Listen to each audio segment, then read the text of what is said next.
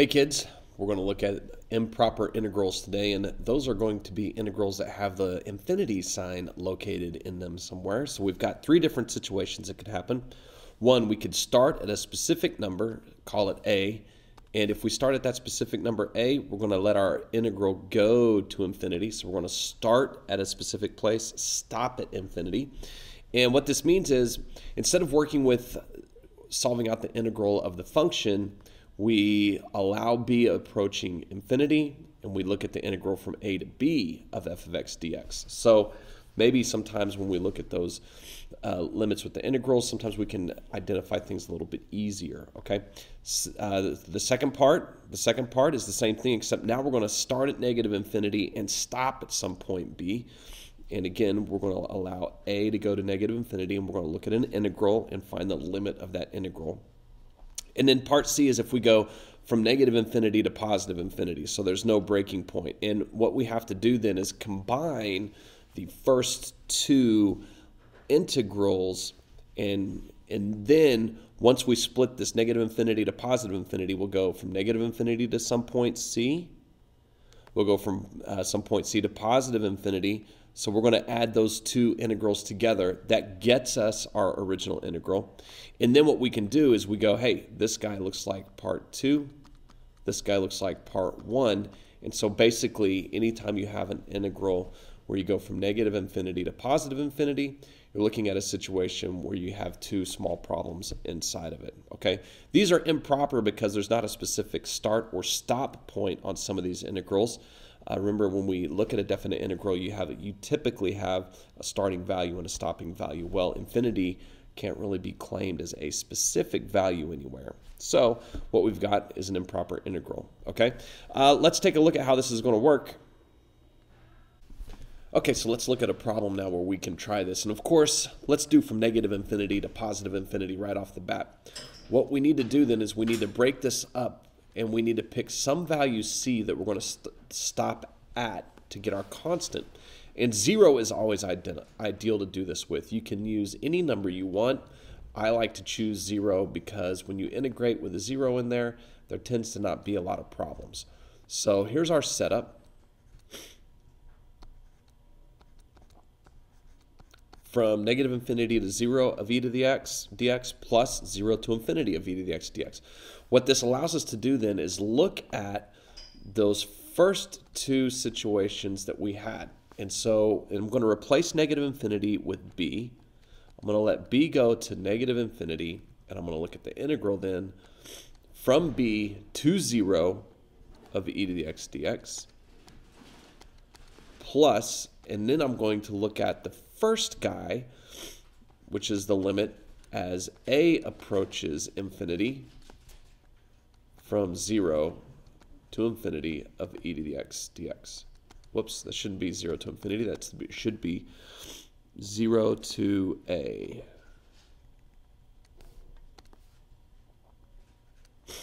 All right. Now, when we try and solve these guys out, what we've got is a situation that we've got some different things going on.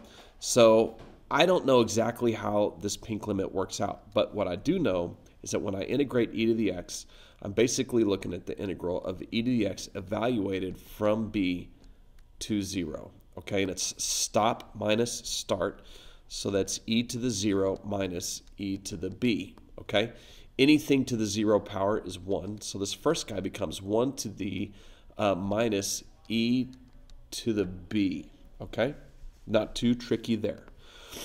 Do the same thing over here with the next limit. So we're going to, again, integrate e to the x, which is e to the x, and we're going to evaluate it from 0 to a. Well, it's start minus stop. So this is going to be e to the a minus e to the 0, which is going to be e to the a minus 1.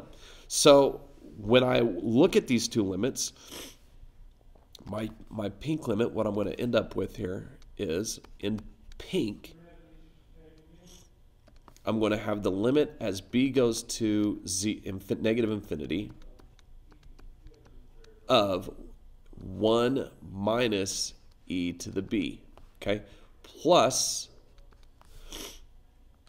and then in the green color now, I'm going to have that limit as a goes to positive infinity of e to the a minus 1.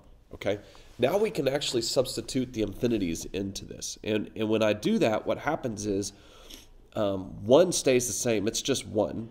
But negative infinity in here for e is going to give us a very, very small number. So this is going to become 1 minus 0 plus, and then on the other side, as I put infinity in for a, that's going to be a very large number because it's going to be e to some huge ginormous power. So that's going to be infinity minus 1. So when I look at this, I'm going to wind up with a situation where I have infinity as my answer.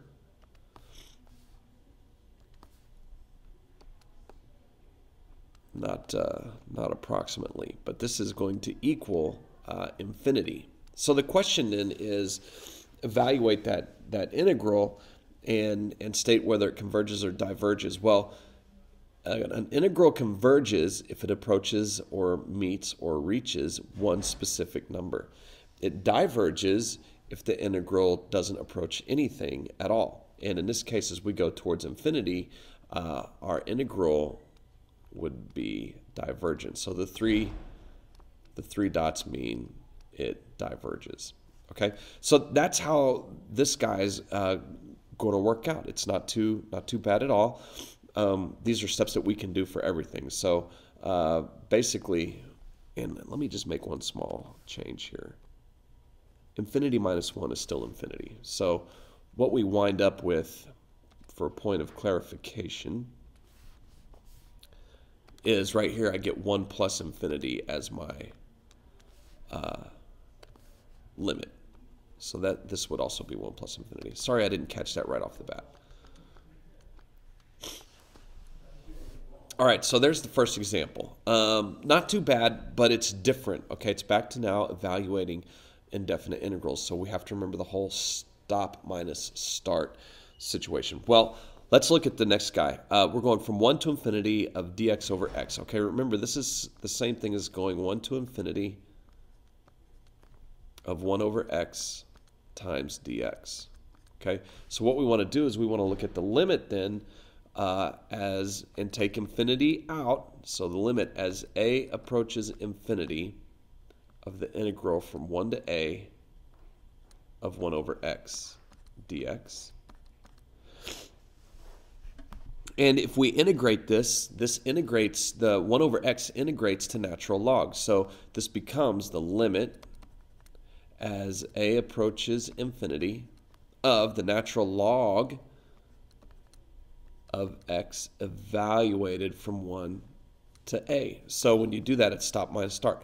It's going to be the natural log of a minus the natural log of 1. And the natural log of 1 is 0. Okay, so we're going to have the limit as a approaches infinity of the natural log of a. And this guy also approaches infinity. So since he approaches infinity, we would also say that this guy diverges. So there you go. There's your introduction into improper integrals, and we're going to work a lot more of these because they can be a little bit tricky. Pick out your background. Later. Yeah. Okay, so here we go. We're going to evaluate the next integral on our list, and it goes from 0 to infinity, and it's 2 dx over x squared plus 4x plus 3. I smell a partial fraction decomposition, but let's look at what's going to happen here. We're going to look at the limit. We're going to look at the limit. Yikes, not that. Here we go. The limit. Let me get to, jeez. The limit as a approaches infinity of the integral from 0 to infinity of 2 dx over, I don't know why I'm shaky here, x squared plus 4x plus 3. You wrote out the question again. But with a limit. Okay. And so now what we're going to do is we're going to take the 2 dx part, 2 over x squared plus 4x plus 3, and we're going to do a partial fraction decomposition. A over part plus B over a part.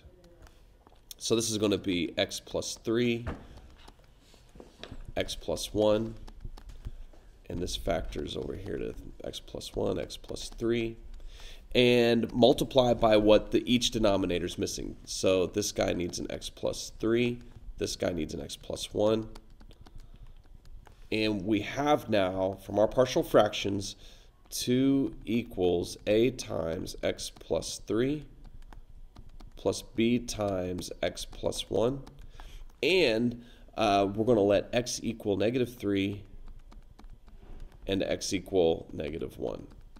Okay? And remember, we're doing this because we want to find out what a and b are, so this is the whole partial fraction situation. All right?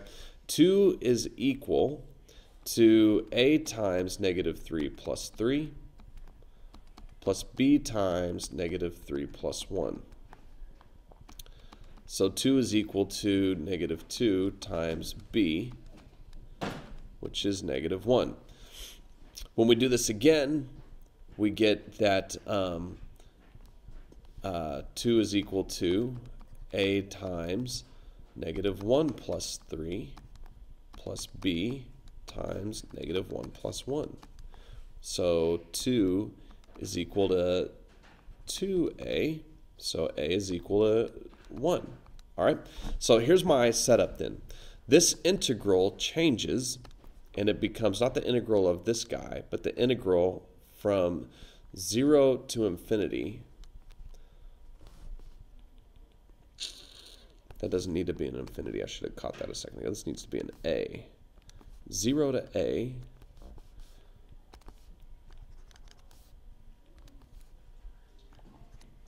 of 1 over x plus 1 plus -1 over x plus 3 times dx. And so when you integrate this, we're looking at natural logs, okay? And this is going to end up being a natural log of x plus 1 minus, if you want, minus the natural log of x plus 3. And we're going to evaluate all of this from 0 to a.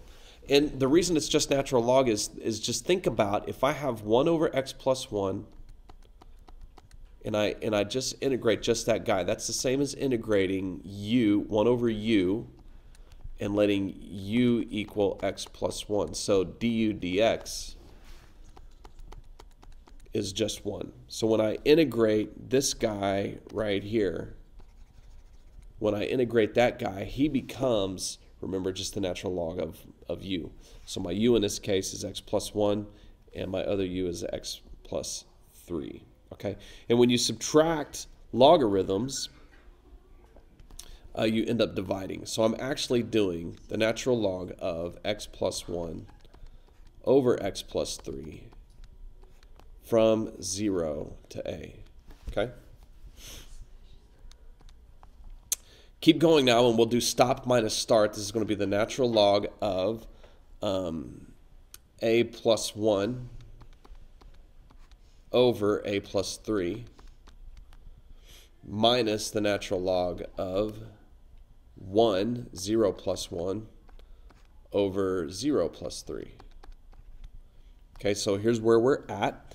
And when we sort all of this out, we wind up with the natural log of, let's go ahead and leave it in fraction form, a plus 1 over a plus 3 minus the natural log of 1/3.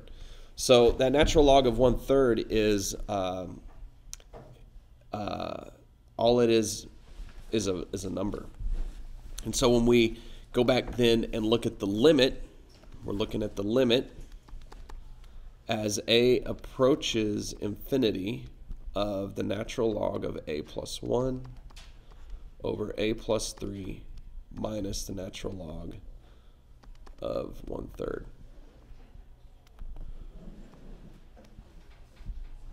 Okay, and what happens is this guy right here grows and grows and grows and grows, and actually is going to approach 0.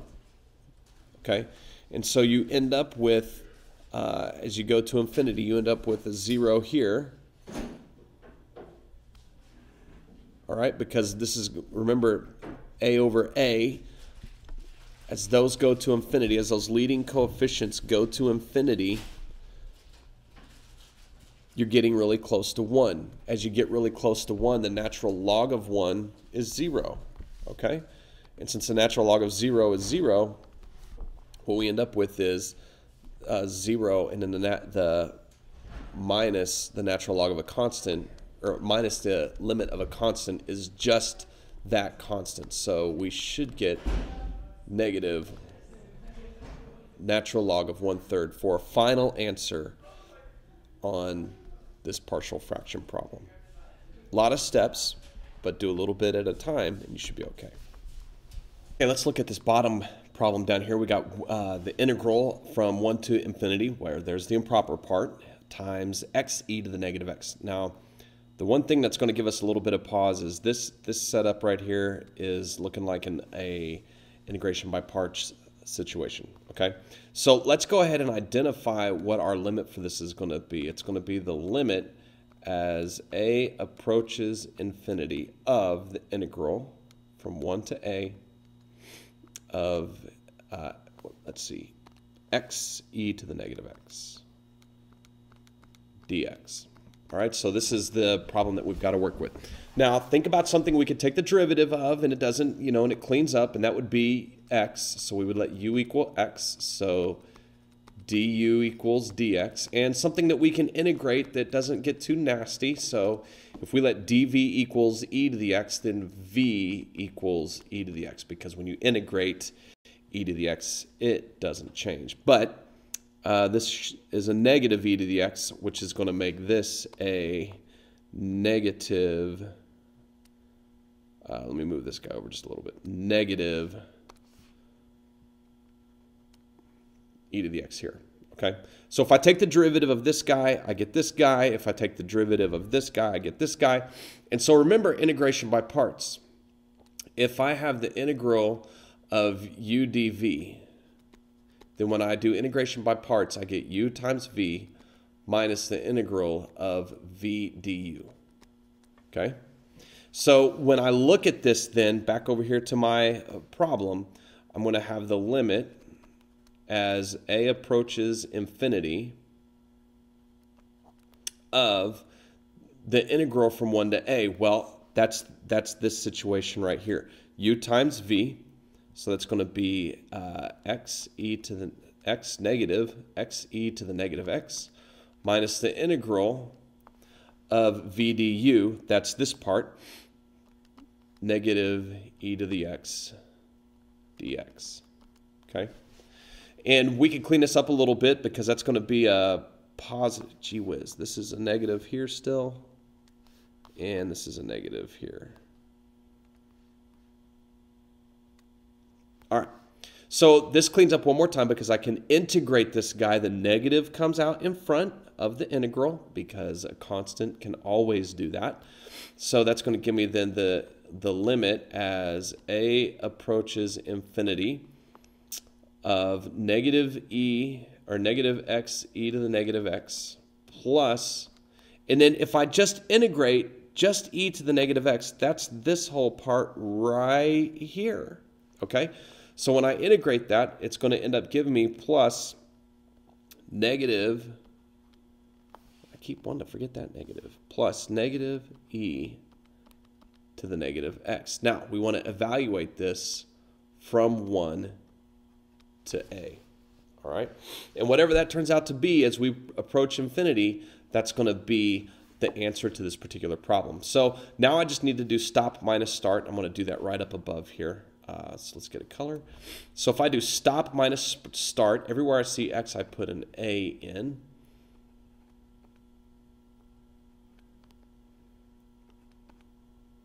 I'm going to go ahead and make this a minus.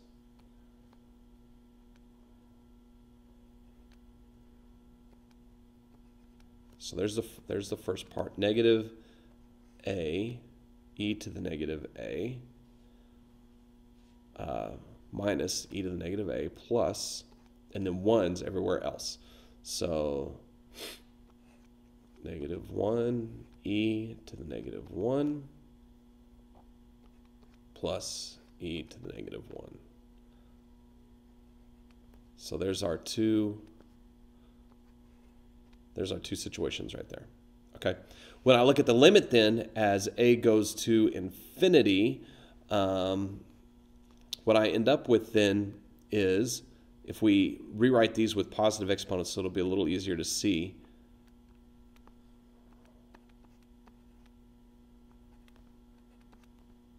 that would be negative 1 over e plus 1 over e.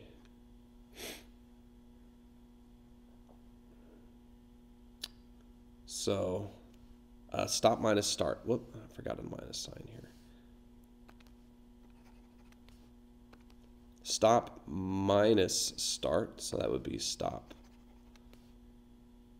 minus start.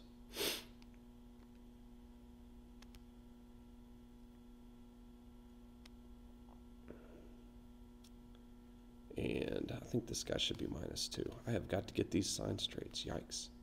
All right, so here we go. So what happens is, as we look at this limit then, as a goes to infinity, what happens is these two guys right here, this one and this one, become 0. The reason they become 0 is on the bottom you get a large number, and on the top you get a number that's not so big.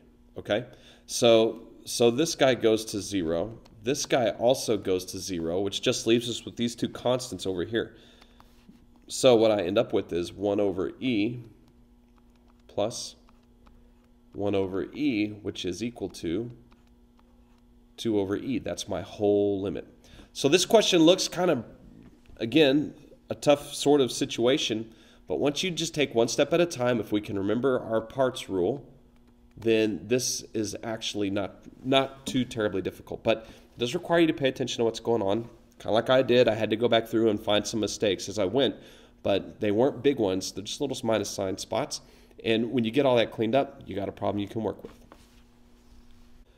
This last guy is really interesting. So we've got the improper integral from negative infinity to infinity of dx over 1 plus x squared. So what we're going to do is we're going to separate that out. I'm going to fill up all this space right here. We're going to take that guy and rewrite him as negative infinity to 0, because we can pick, of dx over 1 plus x squared, plus 0 to infinity of dx over 1 plus x squared. And what happens is we're going to sort through two different limits now, because we've got one limit for each. So the limit as b approaches negative infinity of the integral from b to 0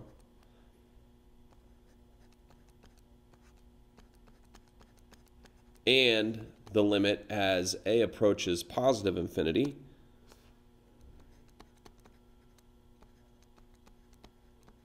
from 0 to infinity of dx. 0 to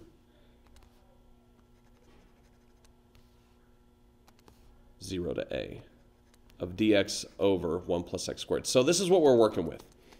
Now, the 1 plus x squared part is a tricky wicket, and we have to pay attention to that, because this actually fits a pattern for one of the inverse trig functions, which would be the inverse tan.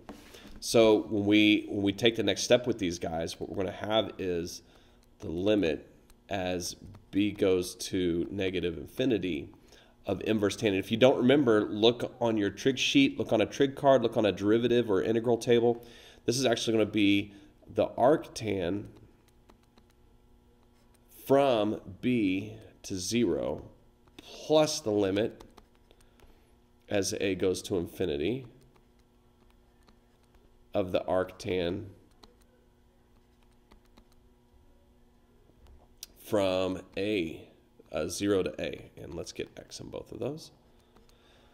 So now we have to sort that part out, which can be a little challenging. So we'll take it one spot at a time. Let's look at the very first guy. The arctan of X evaluated from B to A. So that's going to be stop minus start. So we're looking at the limit then of the arctan of A minus the arctan, that A should be 0.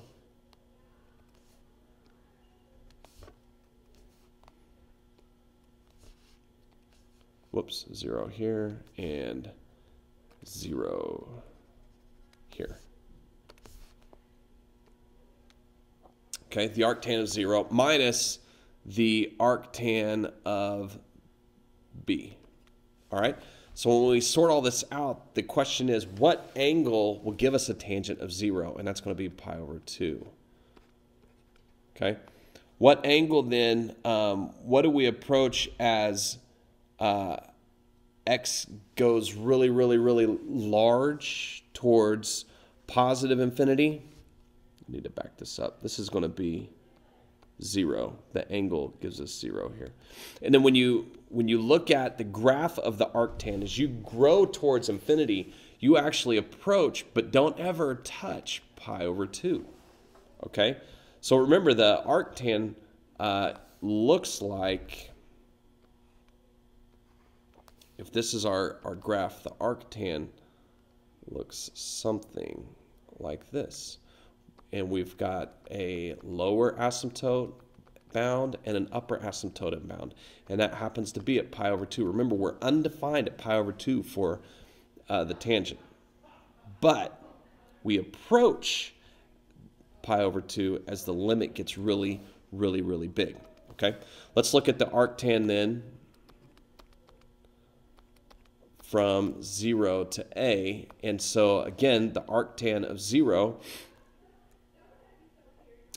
is going to be, or the arctan of A would be here, and then minus the arctan of 0. So we're going to end up again with pi over 2 minus 0. Okay, so it's for the same reasons, because as you approach positive infinity with the arctangent, you approach pi over 2. So what are we doing? We're adding these two guys together right here. We're going to add this guy right here and this guy right here. And gee whiz, I must not have slept well last night. This needs to approach negative infinity. This first one. So this should be negative infinity here, which would be negative pi over 2. So minus negative pi over 2. There we go. We're good to go now.